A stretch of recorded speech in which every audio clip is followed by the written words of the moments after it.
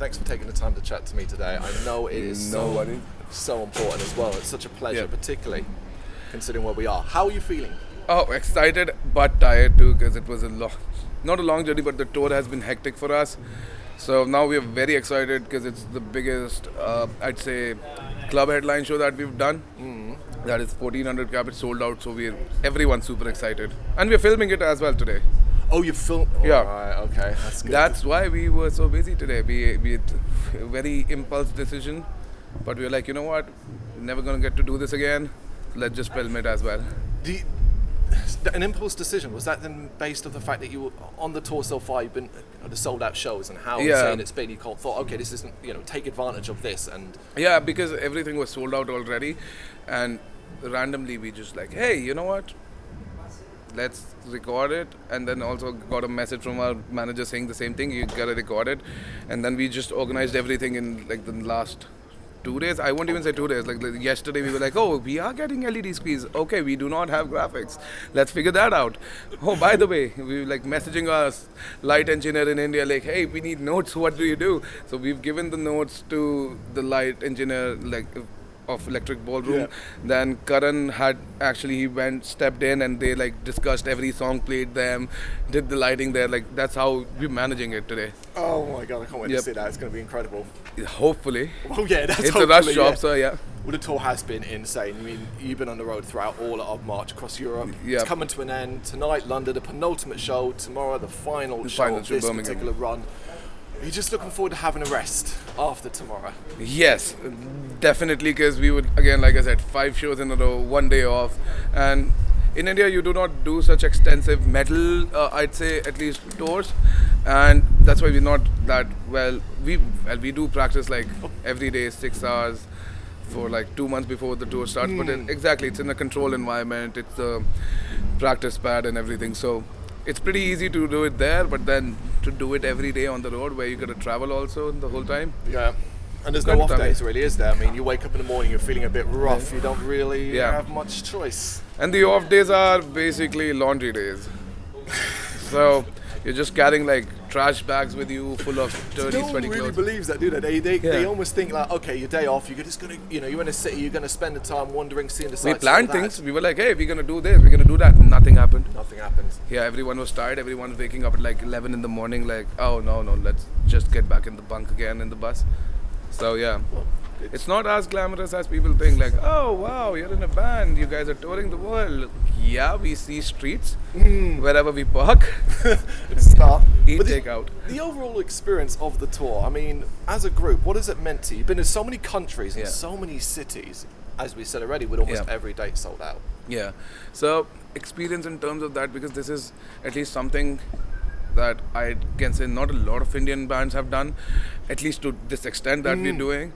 And on top of that, even we weren't like, whatever's like happened with Bloodywood is a very steady graph upwards, which is like enabling us to do shows like these, like I said, in Electric Ballroom and everything, which we could never dream of. At least it wasn't in my dream. I wanted to, but it wasn't like, something that I thought would be achievable in the next 5 years, 6 years, because we're just like 7 years old, I'd say. 2016, 7-year-old.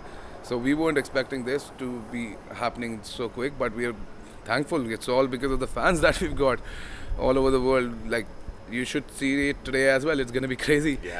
Yeah, sometimes even we are overwhelmed on the stage. Like, hey, it's not happening for the first time, but wow, it is happening again. So there's so much love that we receive, I'd say.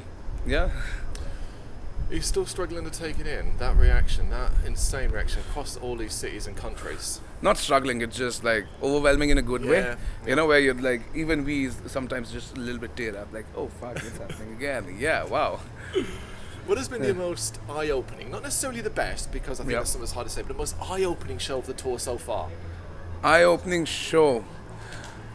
In what sense would you say eye-opening? I'd like in to... that you, as you say, got overwhelmed. You had that tear in your eye. Oh, that was Scotland. Scotland in the sense, so Scotland was a little, I'd say, not divided, like there were some people that were just standing still, but you could hear their voices because it was so loud. So I didn't know this, but there's a chant that heavy fucking go, something like heavy fucking go. Oh, yes. They started that, and then midway during our set, it turned into bloody fucking wood. So that, I was like, hey, wow. They that's started a new chant, incredible. Yeah, in Scotland, that was like a packed house. And like I said, majority of them were moving and moshing and everything, but the people who weren't moshing that much were like supporting us with their jumps and their screams. So that was, I'd say, one of those moments. You could look at every face and know that they were enjoying themselves. Yeah. Every time at least the lights went on, I was like, hey, yes, people are enjoying. It's obviously been delayed from last year. Do you feel like you're finally now able to actually capitalise upon Rickshaw and its popularity? Because ultimately that was January last year. Yeah, that was Feb last year, but yeah, that's the thing. We were supposed to tour in March. We released it in Feb. We placed the release around the tour as well. That, hey, we release an album, we get on the road immediately. But there were so many problems just getting a visa because of the COVID and all the restrictions and everything that was happening around the world, that we were just like, hey, we'll have to push it because there's no other way that we can do this. So we pushed it a year, and now the whole album went into like, I won't call it limbo because we did tour later that year, but that was a festival run. This one was more important because it's headline shows and you're meeting people directly, you're getting to talk to them. It's more intimate, I'd say, so this was more important for us. So pushing it, now at least we're able to like get the name of the album back out again. And majority of the people, because they've heard the album so many times, they know the lyrics as well, so that makes it even better. Yeah, I feel like almost like the last year has allowed the album to grow and strengthen stature. Exactly. So you did have festivals last year. We talked to you guys at Bloodstock as well, which is obviously a great moment for you. So it's not like you've just been sitting at home waiting for something to do. Oh yeah, absolutely. In your opinion then, in your direct opinion, what is it you think about Bloodywood that's actually captured the minds and hearts of so many people around the world? That's the thing, it's not localized, it's around the world. I'd say we write from heart. Yeah? Like whatever the words that you listen to, there are no ghostwriters sitting somewhere just writing lyrics for us or something. It's just something that either we have experienced or we know people who have experienced. So when we talk about these things in our music, I think it resonates with people on a personal level, because again, like I said, either we've gone through it or we know someone who's gone through it, so it's easier for us to channelize those emotions. And things that we talk about it's not just happening just in a local pocket in India, it's happening all over the world. It just, some people choose not to talk about it, some people do talk about it. That's why people listen to their stuff and like, how do I say, like associate themselves being a part of the music, and that's what I think happens with Bloodywood as well. That is an important aspect. Do you see yourselves as flag bearers almost for the Indian metal scene now? Now, of course, there are great artists, great bands from India who have spread their message and gone out into the world and let their music play. But compared to, say, the US scene, the UK scene and stuff like that, it may not be as well known. Do you feel like you're spreading the Indian metal scene around? I wouldn't say we are the flag bearers of the movement, but I for certainly would say that yes, that is being spread through us, because a lot of people actually tell us that, oh, we didn't even know there's metal in India, and I'm like, that is weird because it's such a big country. You would think, it surprises me because the amount of Indian bands I used to listen to when I was growing up, it just blew my mind. I was like, why isn't that out there? Why isn't it internationally known? And now I see it because there's definitely a little distance between the metal world and India, a little bit, that it's not yet explored. But I'd say, because I get to hear that a lot of times, that, oh, you're the first Indian metal band we've heard of, so I'd say we surely do open those gates, but I won't call ourselves the flag bearers yet. That's Sahil Makhija. Of course, absolutely, absolutely. Of course, it's one of the man, I've been seeing him since I was a kid, so you know. Amazing. What do you think it is? What is the glass ceiling that you think exists for the Indian metal scene that means, as you say, it's not well known elsewhere? I'd say it's a little tricky for me to answer that, because for us we were very, very, like, our vision was very streamlined since the time we put out the first cover as well. Like it was very streamlined that we need to put a mark on the international market. You cannot, especially being a metal band, because other genres, I personally think, for example, Bollywood, it's not that big all over the globe, but in India it's the biggest. So like people can do that, but with metal specifically, when the market is so saturated and you want to make a living out of doing what you love, you definitely need to look at the global scenario. So for us it was very streamlined, like what we want to do. And that's why we put out the covers, so that we could have eyeballs, so people would come down. Like if there are 10,000 people who will come and listen to the original, you're there. That's what you need. You need global eyeballs. Okay. Yeah. So that's what we did. And right now I think everyone is trying to do that. But where we got lucky with all the hard work was finding our own sound. Yes. And that is very important, I'd say, because the sound that we play today is literally direct result of experimenting. Karan would sit down on, like, while he's doing the arrangement and everything, he'd like, one fine day when we were doing the cover for Mundiya to Bachkere, the Punjabi MC song, he just was like, he tried dhol and he was like, hey, that sounds actually nice. It feels like guitar and dhol are meant to be, the distorted guitar. And I heard it and I was like, yeah, you're not wrong. That's literally adding a very nice, I'd say delicious percussive element right there. So that's what we did. So I think that's the way to go. You have to have like idea of what you want to do in terms of marketing, because that's within 2023. It is the most boring topic of all when it comes to talking about the music industry, but it is also some of the most important. You know, this modern band, social media, streams, pushing yourself, and it almost seems impossible to beat the algorithm. You have to. No, you cannot beat the algorithm. You have to find a way to go with the algorithm. Until it changes again, though. Yeah, that's what I'm saying, because everything right now is on your phones. Everyone has access to things like YouTube. YouTube has endless knowledge. Yes. So you just need to figure out what's the best way for you is, I'd say, because it's literally different for everyone. Have you run into many people who cite themselves as fans of Bloodywood from the very start? We're talking about the covers era and stuff like that, and they're still along for the ride. A lot of those guys. Lot of those guys. We have people who are like, oh, we've been listening to you since this track. And I'm like, oh, that was the fourth one we released in covers. So we've got so many of those who are like in for the long game. Like they just believed in us, and those guys are the initial reason where we could be, because they stuck with us and they're still with us. So that's how that's pretty much it. Because majority of them, you're gonna see them today as well. Like, oh, I've been listening to you for the past 5 years.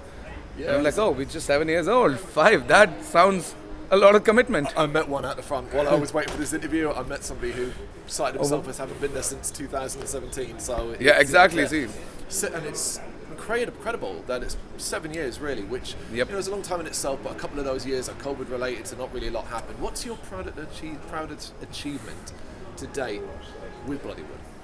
It's gonna sound very cheesy, man, but the proudest achievement is just the amount of people that just come out, because no awards, no monetary gain can ever come closer to when you hear that chant, Bloodywood, when people go all out. And this is, again, like I'm saying, it's like in the middle of sets, it just starts like, we take a moment before we start speaking again, because, you're tired. Yes. So you're doing that, just adjusting your clothes, whatever, and just that pocket literally starts into a chant.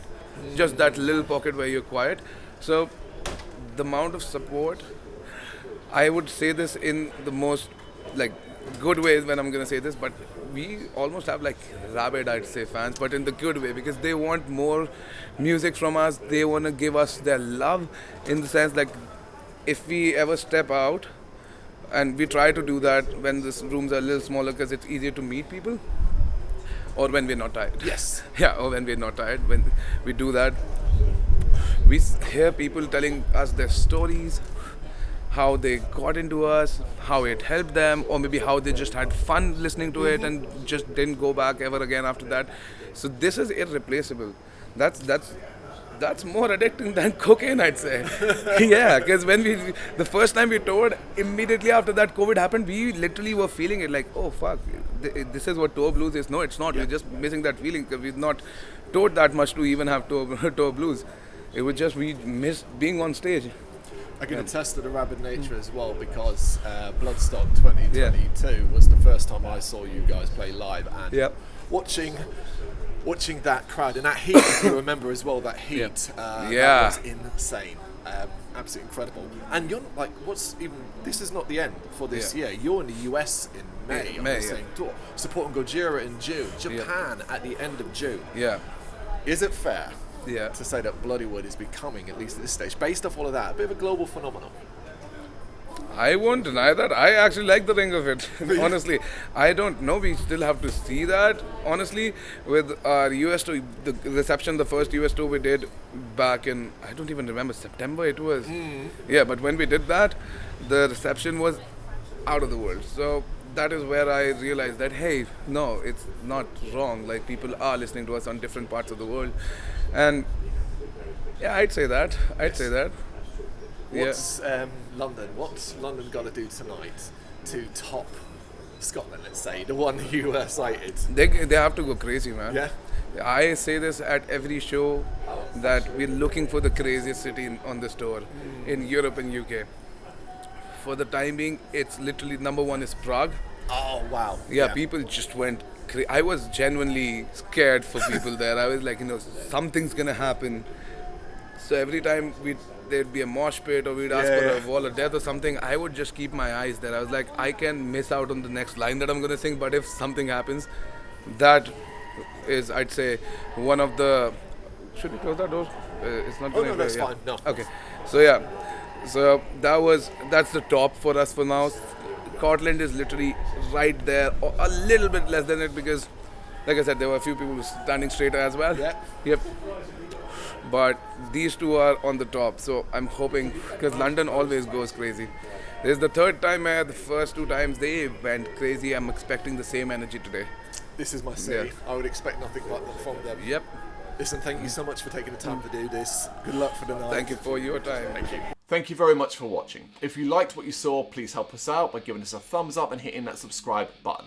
If you really liked what you saw, consider donating to keep the website and channel running by buying us a coffee via our coffee page or picking up some merch from our Big Cartel store. You can check us out on gbhbl.com as well as via our social media, Facebook, Instagram and Twitter, as well as listen to our interviews via SoundCloud, Apple Music and Spotify. Just search for GBHBL. Games, horror and heavy metal. What else is life for?